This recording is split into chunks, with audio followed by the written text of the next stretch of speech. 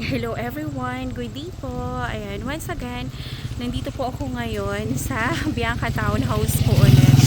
So this time, magvi-video po ako sa inyo ng available po namin na Bianca Townhouse corner lot na nag-iisa na lang po dito sa area po ng Block 17. Dito po sa taas na area, and ayan, kasi nag-request po yung client ko na i-video ko daw yung corner lot na available na meron siyang view pa. Pero, ayan, sige. So, nandito po ako ngayon sa area po ng Block 18. Ayan, dito sa may model unit po natin. So, yung Block 17 po natin, ayan, so yung Block 17 natin na corner lot po, na nandito rin na nag-iisa po is ito siya. Ayan, nakita nyo po yung puno ng kawayan. So, ito po yung corner lot natin. So, ang corner lot po, yung kanyang excess lot is nasa 44.70 po yung kanyang extra lot, which is ito yun. Tapos, yung house po is facing po siya dito sa mountain. So, ang advantage and kinaganda po nito guys, kasi wala ka ng kaharapan. Ayan po, yung mga nakatayo dyan, mga barracks po ito ng construction worker, and itong harapan guys is wala na po yan. Wala na po nakapropose na itatayo dyan sa harapan. So parang vacant lot na siya, tapos pwede mo siyang gamitin for gardening, parking, or whatever po ang gusto nyo pong gawin, pero bawal lang po siyang tayuan ng concrete structure. Ayan. So ito po yung kanyang magiging facing. And so, maganda po itong area din ni Block 17 kasi corner lot po siya. Tapos yung view niya po sa likod, ito naman siya.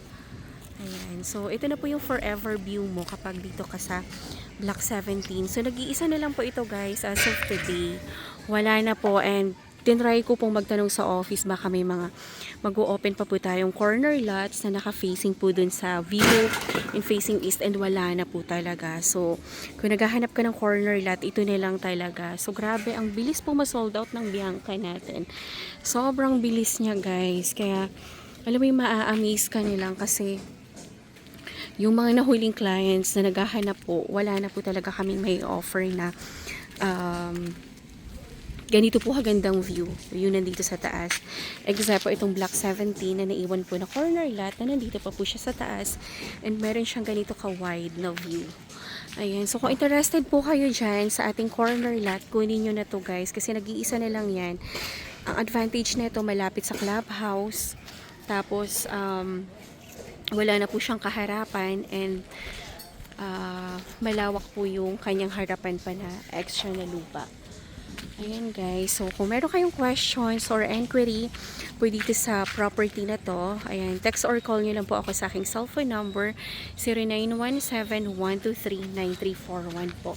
And yung dito po sa gilid niya, ito po yung area naman ng Block 18 na model unit, na kahilara po ng ating model unit. Tapos ito lang siya, ayan, tapos meron na siyang wide na view, and kita pa natin yung view ng Pililio windmills dyan kapag maliwanag and maaliwalas po yung ating ano ba tawag dito? Yung araw. Ganyan po. Kasi ngayon, madilim na siya.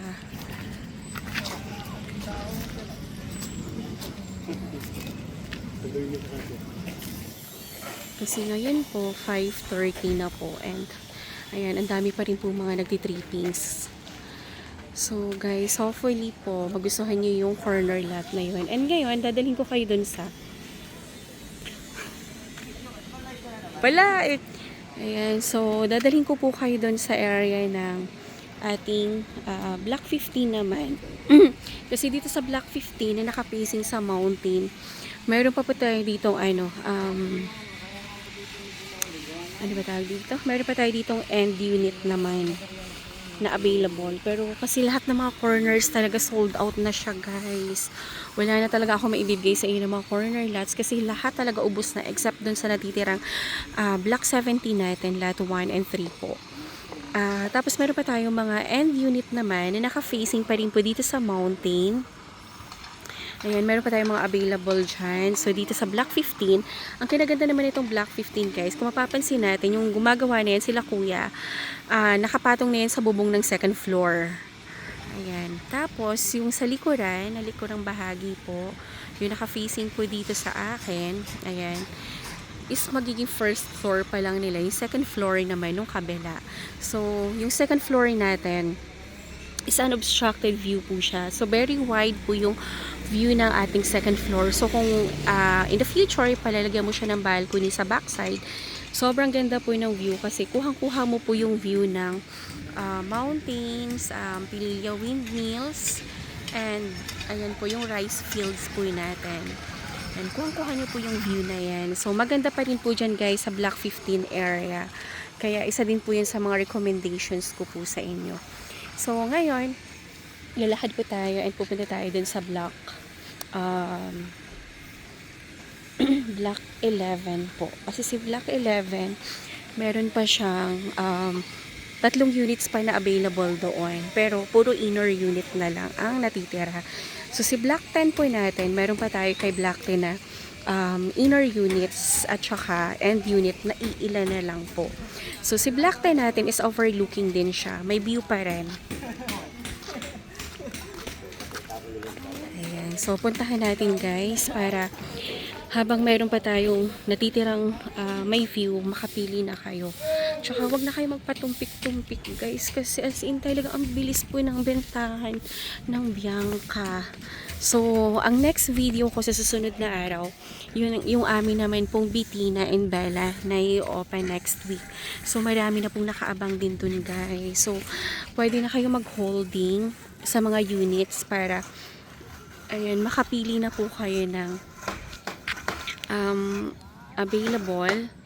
And kung gusto nyo po ng overlooking view, mamili na kayo dun guys kasi baka maubusan na naman kayo ng overlooking, mahuhuli na naman kayo. Ayan, yung Bella and Bitina natin guys, ang price range nun nasa 2.7 to 2.9. Pero mas maliit lang po yung kanyang lot area and floor area compare sa Bianca natin. Pero yun po ay brand new and dun po siya katabi ng mga Brianna yung kung yung location niya, kung saan po siya itatayo. So, ito guys, yung ating Block 15 sa harapan na may lapit na pong matapos. Ayan. And itong Block 12 natin na wala ng chance na may mag-reopen. Na ang dami pa pong may naghahanap dito. Ito yung Block 12. So, Diyos ko, suntok sa buwan na lang talaga. Kasi, ang Block 12 natin guys, napakaganda pa ng view. Tingnan nyo naman.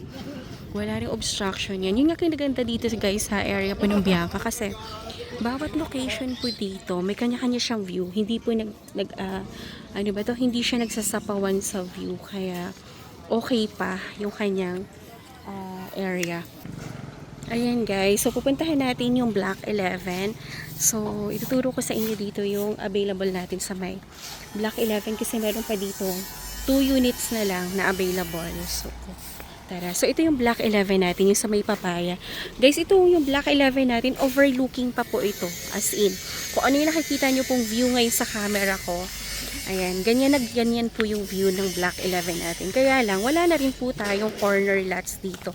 Lahat po is sold out na. Ayan. So, yung Block 11 po natin, tatapatan ko siya mismo and ituturo ko siya. Tapos makikita nyo yung kanyang view. And kinaganda nitong Block 11 kasi sa backside niya, mababa na rin. So, meron ka ng view sa harapan, sa balcony mo, meron ka pang view sa likod mo. Kaya, napakaganda din po nito. Guys, dalawa nilang to dito. Huwag na kayo magpatumpik-tumpik. Ay, naku, ewan ko sa inyo. Pag nakuha ito, wala na ako ibibigay talaga sa inyo guys na overlooking.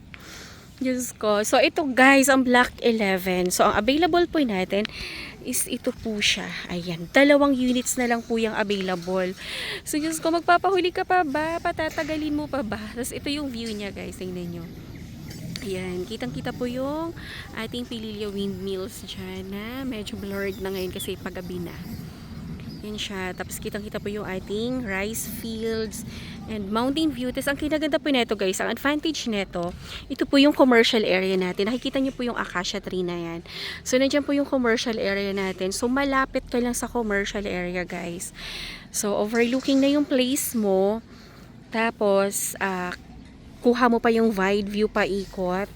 Tapos, tapat mo pa yung commercial area. So, the best tong ating natitirang lot dito sa ating Block 11. So, ang meron tayong mga end units na lang na available guys. Dun pa sa another block, yung Block 10 naman.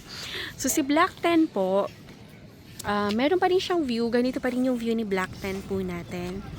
Pero, hindi na siya kasing taas po ni Block 11. Kasi, ang mataas na area guys is Block 11 and Block 10, ay Block 12 po. Tsaka Block 15, Block 18, ayan, Block 16, and Block 17.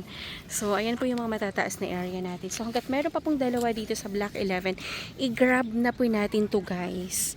So, naku, wag na kayo magpatumpik-tumpik kasi ang bilis talaga ng bentahan dito. Napakabilis as in. Alam mo ngayon available pa siya, bukas wala na, or ngayong gabi wala na. Diyos ko, kahit gabi may mga nagre-reserve. Hindi po yun biro guys. As in talagang, pag pumunta kayo dito, nag-tripping kayo, yan yung bet nyo. Kinabukasan wala na. Kaya pag nagtitripping po ako dito, tinatanong ko lagi yung client na dapat meron silang other option po. Na bet na lot po kasi, minsan hindi natin control, biglang nare-reserve po yung available na lote na nagustuhan po natin. So, better na meron tayong second option po palagi. So, ang Block 10 po, lakarin natin para makita nyo rin. Kasi ang Block 10, mataas pa rin naman yung area niya. Hindi nga lang siya kasing taas po ni Block 11 and Block 12.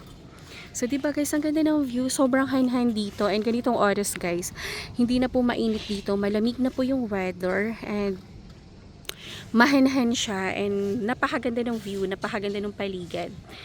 So, tara, lakarin natin yung Block 10.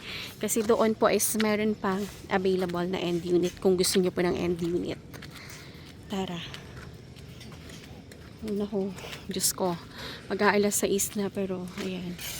Maraming nag-overtime para mabilis matapos yung mga dream house po natin. Isipag nila. Ay, kakatuwa.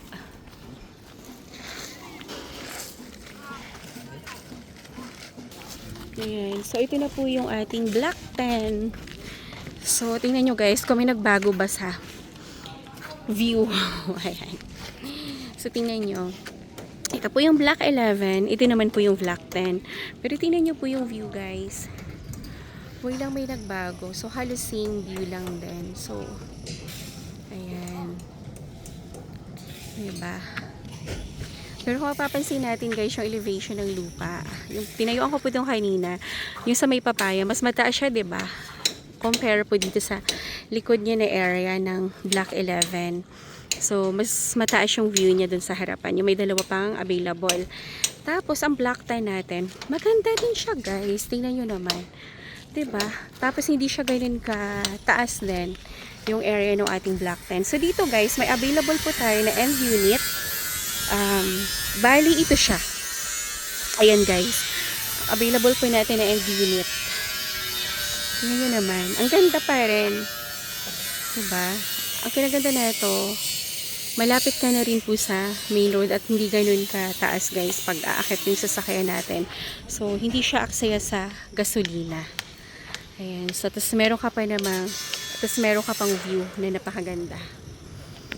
Ay, naku guys, ewan ko na lang. Pag naubos pa to, hindi ko na alam kung saan ko kayo ilalagay pag nag-site viewing kayo, lalo na po kung gusto nyo po ng view. So, habang meron pa ako ina-offer sa inyo na mga end unit, na merong view, inner units, kunin nyo na, grab nyo na po kaagad. Kasi, pag naubos na to, wala na talaga ako ibibigay sa inyo. Doon ko na kayo ibibigay sa sulok. Wala na kayong view doon. Swear po yan. Kaya, ay nako. Mag-grab na po kayo dito. Magpa-schedule na kayo ng site viewing. And please guys, ang St. Monique po, para sa akin kasi dito ako nakatira for 17 years na. Ang St. Monique po is napakalapit po sa lahat. And napakadali po ng transportation. Paglabas mo ng St. Monique Gate, nandiyan na may mga talipapa na po, may mga schools, hospitals, convenience store, pagbaba mo ng patok, nandun po yung Save More, Pure Gold, Jollibee, Chowking, Mang Inasal, McDo.